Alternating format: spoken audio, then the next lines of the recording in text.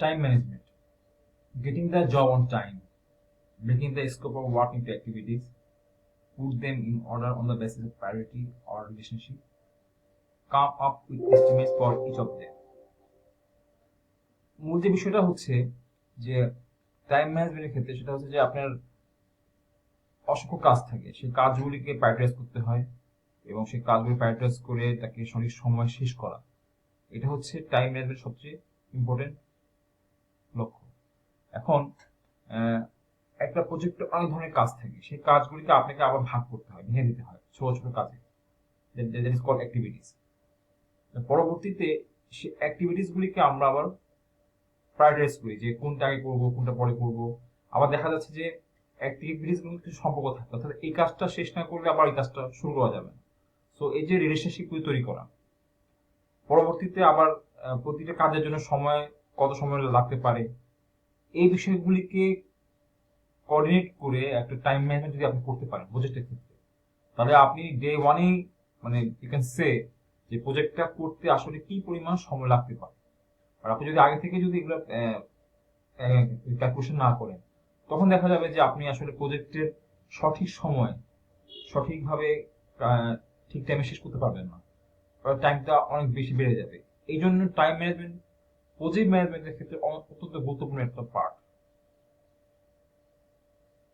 যখনই time management প্রসেসের কথা বলা হয়, আসলে টাইম ম্যানেজমেন্ট কাকে বলবো আসলে, নট ফর পিপল, অ্যাকচুয়ালি যেটা হচ্ছে শুধুমাত্র পিপল কেন আসলে, সেটা হচ্ছে যে আপনার কাজগুলিকে, কাজগুলি আপনাকে শেষ করতে হবে আপনাকে নিজস্ব রিসোর্স ইউজ করে, অথবা বাইরে যারা আছে রিসোর্স যারা আছে সেই রিসোর্স ইউজ করে আপনাকে কাজগুলি শেষ করতে হবে। এবং আপনার you must need a schedule, you must need activity duration. এই সমস্ত বিষয়গুলিকে ইন্টিগ্রেশন করে টাইম ম্যানেজমেন্ট প্রসেসটা ডেভেলপ করা হয়। টাইম ম্যানেজমেন্ট প্রসেসে যা যা থাকে সেটা সাধারণত হচ্ছে এরকম: ডিফাইন অ্যাক্টিভিটিস, দ্য ফার্স্ট স্টেপে।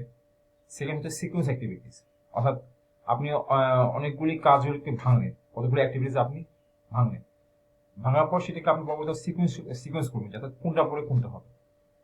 দেন হচ্ছে আপনার এস্টিমেট অ্যাক্টিভিটি রিসোর্স, অর্থাৎ প্রতিটা কাজের জন্য কি পরিমাণ আপনার রিসোর্স লাগবে। রিসোর্স সেটা হতে পারে টাকা, সেটা হতে পারে পিপল। তো এই সব কিছু মিলিয়ে আপনাকে you have to estimate activity resources. তারপর হচ্ছে আপনার অ্যাক্টিভিটি ডিউরেশন। আপনি এখন অ্যাক্টিভিটিগুলি ভাঙলেন, আপনি অ্যাক্টিভিটি ক্রিয়েট করলেন, ক্রিয়েট করার পর এখন প্রতিটা অ্যাক্টিভিটি এগেনস্টে আপনি সেটাকে সিকোয়েন্স করলেন। পরবর্তীতে সেটাকে আপনি আবার সেটাকে আপনি কতটুকু রিসোর্স লাগবে প্রতি অ্যাক্টিভিটির জন্য সেটাকে আপনি আবার অ্যালোকেট করলেন। দেন তারপর কাজটা হচ্ছে যে এখন এই রিসোর্স বেস করে আপনার এখন কি পরিমাণ সময় লাগবে, সেটা হচ্ছে estimate activity duration. Then you have to develop schedule. So আপনি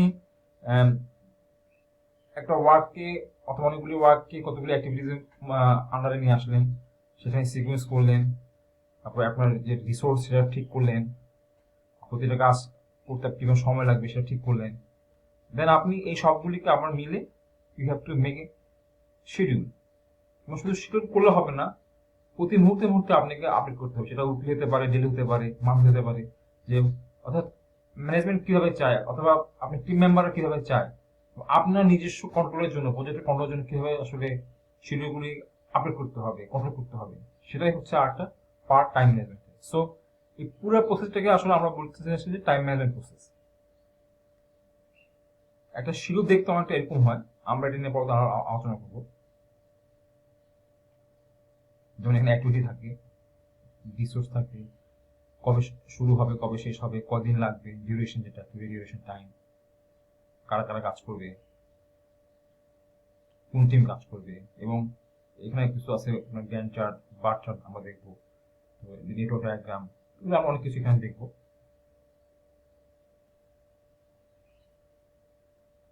টাইম ম্যানেজমেন্টের ক্ষেত্রে যা আমরা এখন শিখলাম সেটা হচ্ছে define activities, sequence activities, estimate activity resources, estimate activity durations, and develop schedule. আরটা হচ্ছে কন্ট্রোল শিডিউল।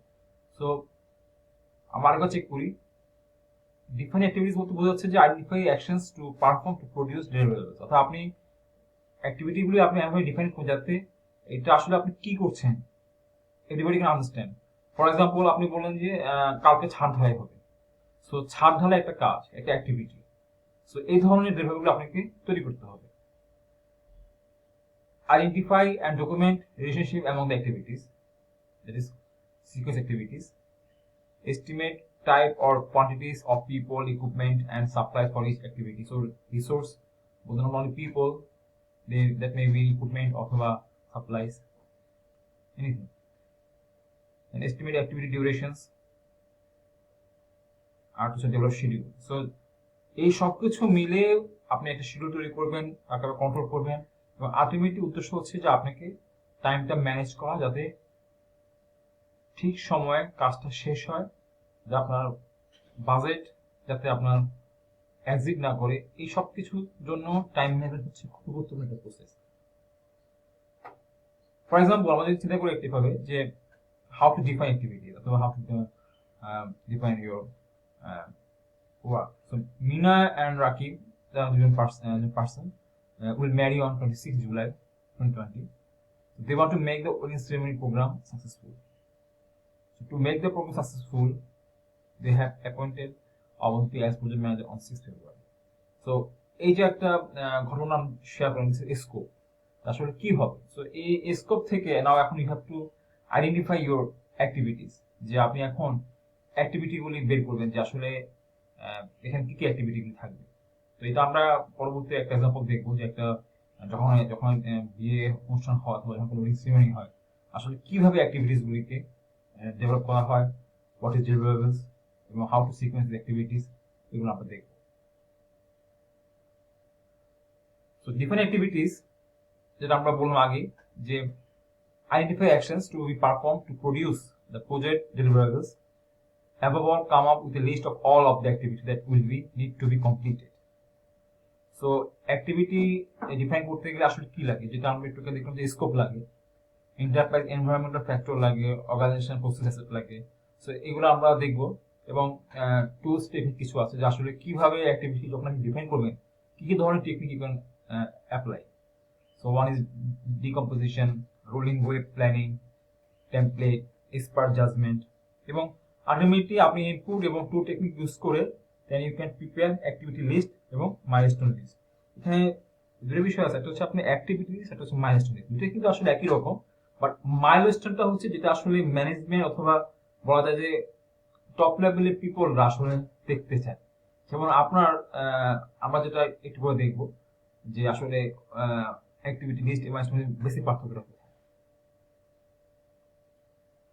ইনপুট, যেটা আমরা একটু আগে আলোচনা করলাম যে ইনপুট জিনিসটা আসলে কি লাগে ফর ডিফারেন্ট অ্যাক্টিভিটিস। তো one is organisational process assets. সেটা কি আসলে, সেটা হচ্ছে যে check the lessons from the similar projects you or your company has done to get a good idea of what you need to do for the current project.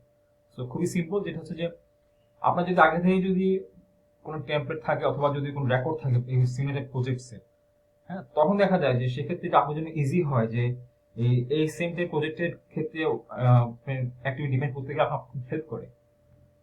যেমন community centre is available in summer season compare to winter season. So এটা আপনি একটা জিনিস এখন জানলেন যে আসলে এখানে আপনাকে এই তথ্যটা, যে একটা তথ্য, তো এটাও কিন্তু আপনি তথ্য পেতে পারেন যে কোনো একটা প্রজেক্টে, যেমন হয়তো এই ধরনের একটা কোম্পানি হয়তো এই ধরনের প্রজেক্ট বহুবার করেছে। সো ওরা জানে যে আসলে যে এই সময় মানে কমিউনিটি সেন্টার শীতকালে পাওয়া difficult compare to summer season. So এই ধরনের অনেক তথ্য এখানে থাকে। আবার অ্যাক্টিভিটি গুলো বলা থাকে যে আসলে কি কি ধরনের অ্যাক্টিভিটি থাকে। সো ওপিএ আর হচ্ছে যে আপনার অথবা পাওয়ার প্রসেস অ্যাসেট কিন্তু সব কোম্পানি থাকে। If just check the records, the previous প্রজেক্টের রেকর্ড যখন দেখবেন তখন ইউ গেট আইডিয়া। আর হচ্ছে এন্টারপ্রাইজ এনভায়রনমেন্টাল ফ্যাক্টরস, যে আপনাকে সবসময় শুধু প্রজেক্ট ডিফাইন অ্যাক্টিভিটি যে একটা জিনিস, শুধু অ্যাক্টিভিটি ডিফাইন করতে গেলে আপনাকে আবার চিন্তা করতে হবে যে আসলে তার সাথে কি কি ধরনের রিস্ক ইনভলভমেন্ট আছে। অর্থাৎ আপনি যখন অ্যাক্টিভিটি ডিফাইন করবেন সেই অ্যাক্টিভিটি আসলে আপনি আসলে একটা লক্ষ্যকে ভাগ করছেন কতগুলো অ্যাক্টিভিটি। সো অ্যাক্টিভিটিসগুলো যখন ডিফাইন করবেন, যখন সাজাবেন, তখন অবশ্যই আপনাকে মনে রাখতে হবে যে আপনার organisational process enterprise environment factors গুলো কি কি। যেমন হরতালের বিষয় থাকতে পারে যে হয়তো আফটার জুন আপনি চিন্তা করলেন যে বিয়েটা হবে আপনার হচ্ছে জুন মাসে পরে পরে জুলাইতে হবে ফর এক্সাম্পল। আর আপনি যদি দেখেন যে বাজেট প্রতি বছর বাংলাদেশে 30 জুনে ডিক্লেয়ার করা হয়, সো আপনি যদি দেখেন যে না আমি যদি এরপরে জিনিস কিনতে যাই সেক্ষেত্রে তোমার ফ্যাট বাড়তে পারে, ট্যাক্স বাড়তে পারে। তো এই যে কতগুলি বিষয় এগুলো কিন্তু আপনাকে খেয়াল রাখতে হবে। It's called environmental factors. আরেকটা হচ্ছে আপনার স্কোপ বেসলাইন। এটা আসলে প্রতিটা প্রজেক্টে প্রথমে একটা স্কোপটা আগে ঠিক করা হয় যে আসলে আপনার কাজটা কি, প্রজেক্টের লক্ষ্য কি, প্রজেক্টের স্কোপটা কি। So project scope estimate is their main source to find out what the project is supposed to produce. So আমরা দেখলাম যে আপনাদের সেটা হচ্ছে যে Mina and Rakib will marry on 26 July 2020। So আমরা একটা অলরেডি স্কোপ জানলাম যে এই প্রজেক্টের আসলে উদ্দেশ্যটা কি, ওয়েডিং সেরেমনি যে অনুষ্ঠানটা হচ্ছে সেই ওয়েডিং সেরেমনি অনুষ্ঠানের আসলে মূল উদ্দেশ্যটা আসলে কি এবং সেটা কবে হবে।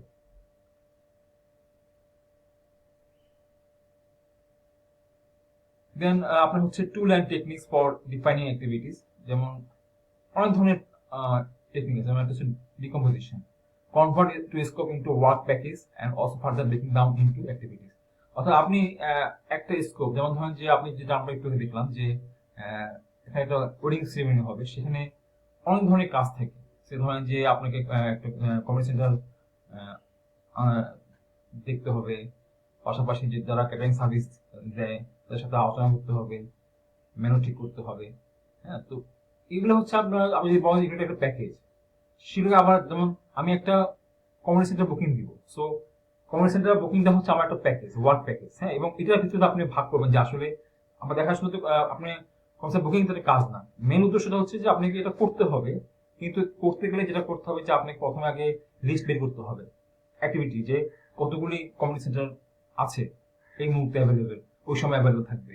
তারপরে আপনাকে দেখতে হবে যে ক্যাটারিং সার্ভিস আছে কয়জন, তারা ভালো ভালো সাপোর্ট সার্ভিস দিচ্ছে। সো এইগুলাকে সবগুলো আবার ভাঙা হয়। অনেক সময় যেটা হয় যে অনেকগুলি অ্যাক্টিভিটি মিলে একটা ওয়ার্ক প্যাকেজ করা হয়, অথবা ওয়ার্ক প্যাকেজকে অনেকগুলি অ্যাক্টিভিটিসে ভাগ করা হয়। দেন হচ্ছে আপনার টেমপ্লেট, অর্থাৎ আপনার যে অর্গানাইজেশন তার যদি আগে থেকে অভিজ্ঞতা থাকে এই ধরনের কাজ করা, তো দেখা যাবে যে টেমপ্লেট থেকে আপনি অনেক আইডিয়া পাবেন যে আসলে হাউ টু ডিফাইন অ্যাক্টিভিটিস। আর হচ্ছে আপনার expert judgement, ask somebody who has done this before to give their opinion on what activities will be needed to get the job done.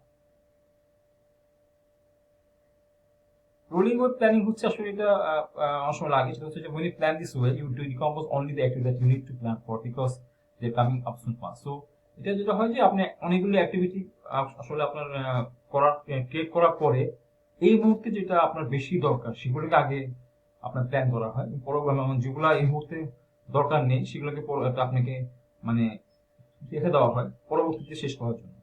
এটা প্রসেস। আলটিমেটলি আউটপুটটা কি হচ্ছে যে আমি অ্যাক্টিভিটি লিস্ট পাচ্ছি সেখান থেকে, আর পাচ্ছি মাইলস্টোন লিস্ট। সো আমরা এই অ্যাক্টিভিটি লিস্ট এবং মাইলস্টোন লিস্ট নিয়ে আবার ব্যাখ্যা করবো যে আসলে মেইন ডিফারেন্সটা এখানে কোথায়।